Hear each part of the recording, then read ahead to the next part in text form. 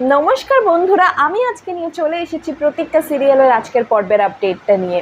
তো আমরা আজকে দেখতে পাচ্ছি যে ছুটি অভিমন্যুকে ফলো করতে করতে চলে যায় আর তারপরে পৌঁছে যায়। আর তারপরে ছুটি অভিমন্যুকে দেখে বলে যে এই সানসেটের টাইমে কার মন খারাপ থাকে, আপনার কি হয়েছে।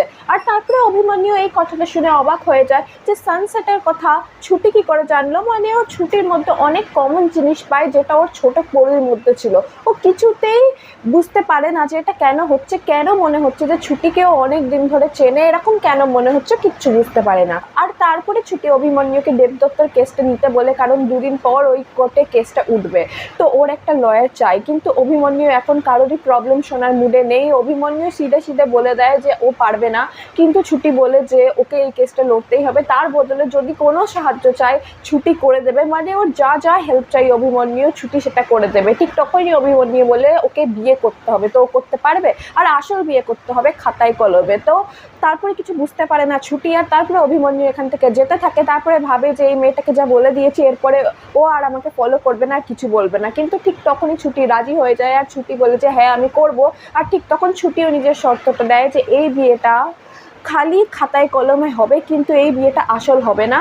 আর তারপরে এটাও বলে অনেক অনেক শর্ত রাখে যে যতদিন বাবার কেসটা চলবে, 1 মাস, 6 মাস, 1 বছর, এর থেকে বেশি সময় লাগার কথা নয়। তো এই বছরের জন্যই চুক্তি করে বিয়েটা হবে। আর তারপরে অভিমন্যু শখ হয়ে যায়। আর তারপরে ছুটি এই ডিলের হাতটা বাড়ায় আর বলে যে যদি রাজি থাকুন তাহলে হাতটা মেলান। আর তারপরে অভিমন্যু রাজি হয়ে যায় যে ছুটির সঙ্গে কন্ট্রাক্ট ম্যারেজ করে নেবে, মানে চুক্তিবদ্ধ বিয়েটা করে নেবে। আর তারপরে অভিমন্যু ছুটি দুজনেই নিজেদের ঘরে চলে যায়। আর অন্যদিকে আমরা দেখতে পাচ্ছি যে ওখানে ঝুমকিও নিজের ফেসিয়াল করাতে শুরু করে দেয়, কারণ কালকে ওর এঙ্গেজমেন্ট। তো ও অনেক খুশি থাকে।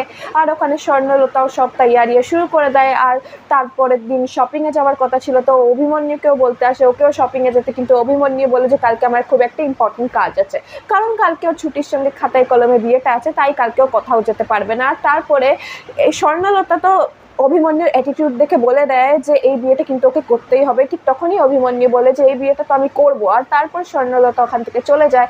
আর তারপরে অভিমন্যু ভেবে নেয় যে এই বিয়েটা তো করবো, কিন্তু ওদের পরীর সঙ্গে নয়, ও করবে ছুটির সঙ্গে। আর এরই সঙ্গে শেষ হয়ে যায় আজকের পর্বের আপডেটটি। তো কি মনে হচ্ছে আপনাদের আপকামিং এপিসোডেতে কি হতে চলেছে?